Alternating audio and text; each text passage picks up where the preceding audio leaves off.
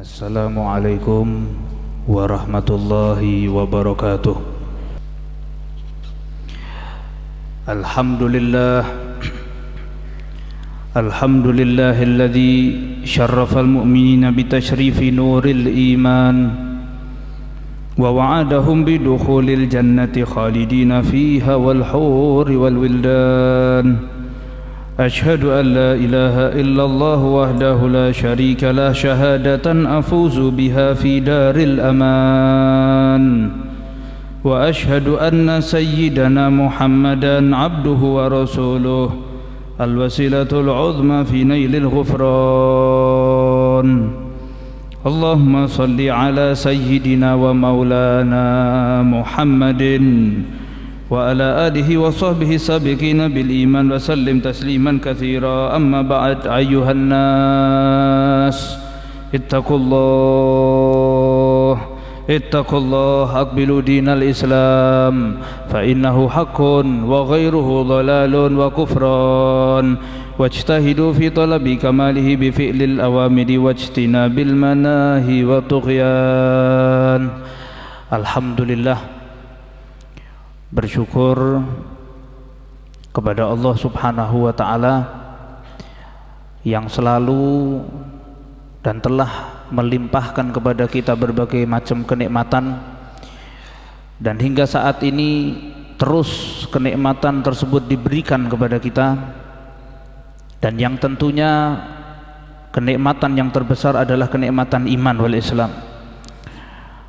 Salawat dan salam tercurah dan terlimpah deras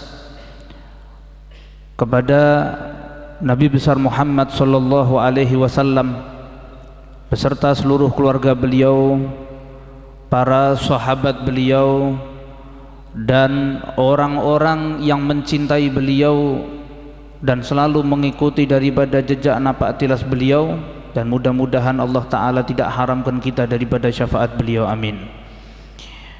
Ikhwani rahimakumullah, setiap Jumat khususnya wajib bagi para khatib yang berdiri di mimbar ini atau dimanapun mimbarnya untuk selalu memperingatkan mengenai takwa. Maka takwa merupakan peringatan yang wajib di setiap hari Jumat atau di setiap khutbah daripada khutbah Jumat, karena mengingat daripada pentingnya wasiat takwa tersebut. Maka sholat Jumat menjadi tidak sah ketika sang khatib tidak memperingatkan daripada wasiat takwa. Sehingga ikhwani yang diberkahi Allah, sebagaimana kita ketahui, takwa tidak lain kita menjalankan semua perintah Allah Subhanahu wa ta'ala dan menjauhi semua larangan-larangan Allah Subhanahu wa ta'ala sirran wa alaniyah, baik dalam keadaan kita pribadi sendiri tanpa terlihat oleh orang lain ataupun dalam keadaan kita dilihat oleh orang lain. Sehingga dengan ketakwaan ini orang akan mencapai kedudukan yang mulia. Wa ma akramakum indallahi atqakum. Yang paling mulia di antara kalian adalah orang-orang yang paling bertakwa di antara kalian.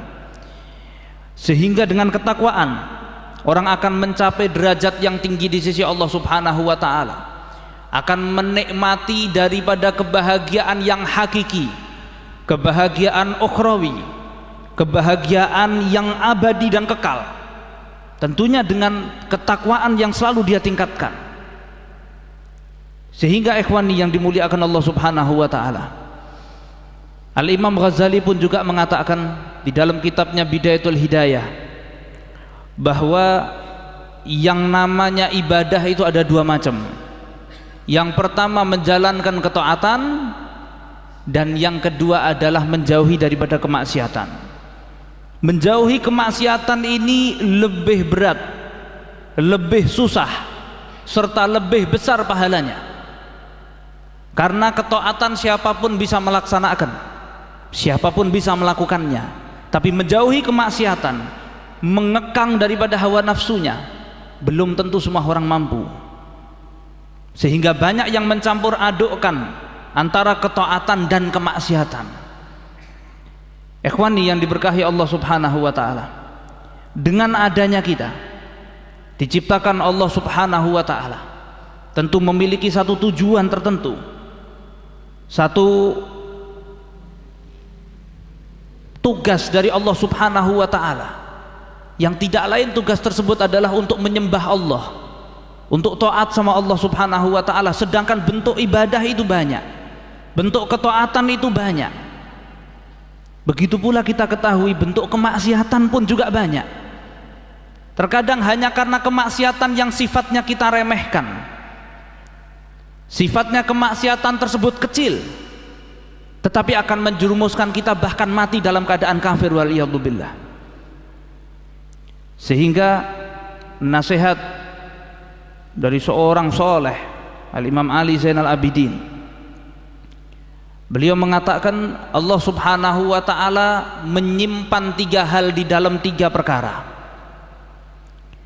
Yang pertama, Allah menyimpan keridhaannya di dalam perbuatan taat kepadanya. Sehingga kata beliau, jangan kau remehkan perbuatan taat sekecil apapun itu. Dalam sebuah riwayat ada seorang, maaf, yang dikenal dengan pezina, seorang perempuan yang biasa mengumbar daripada auratnya, menjual daripada harga dirinya. Ketika orang perempuan ini melewati satu tempat yang begitu panas sekali dan dia dalam keadaan haus, maka dia melihat seperti sumur kecil yang ada di hadapannya, dan kemudian dia merasa haus, dia turun ke sumur tersebut, kemudian dia mengambil airnya dan dia meminum daripada air daripada sumur tersebut. Ketika keluar, dia melihat ke atas, dan di luar daripada bibir sumur tersebut terlihat seekor anjing dalam keadaan kehausan, yang hanya bisa melihat ke dalam sumur. Dan seorang perempuan ini mengetahui bahwa seekor anjing ini menginginkan daripada air tersebut. Maka kemudian dia tidak jadi keluar dan dia memutuskan untuk masuk kembali ke dalam sumur tadi. Kemudian dia ambil air dengan sepatunya, kemudian dia gigit sepatunya, kemudian dia naik ke atas dan dia berikan minum kepada anjing tersebut dengan air yang ada di sepatunya.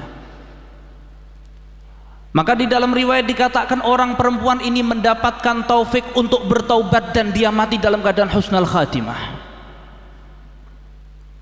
Kebaikan yang mungkin diremehkan oleh banyak orang. Bahkan termasuk dalam riwayat yang lain pula ada seorang soleh yang banyak ibadahnya luar biasa, tetapi ketika dia akan menyuap satu makanan dan dia melihat seekor kucing, yang tampak seekor kucing tersebut menginginkan daripada makanan yang dia makan, dia pukul kucing tersebut, dia usir kucing tersebut. Maka dalam riwayat orang ini tidak mendapat petunjuk Allah Subhanahu wa ta'ala dan singkat cerita wafat dalam keadaan su'il khatimah. Ikhwani yang dimuliakan Allah Subhanahu wa ta'ala, kebaikan yang mungkin sifatnya remeh, tetapi kalau kita lakukan mungkin di situ akan mendatangkan ridha Allah Subhanahu wa ta'ala.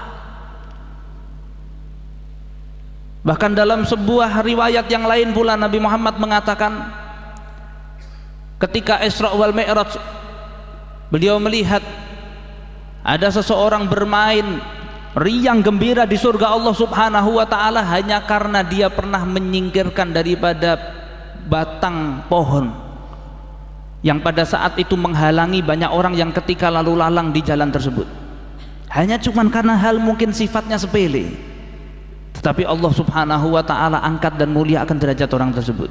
Yang kedua, kata Imam Ali Zainal Abidin, ada kemurkaan Allah Subhanahu wa ta'ala terdapat di dalam kemaksiatan kepadanya.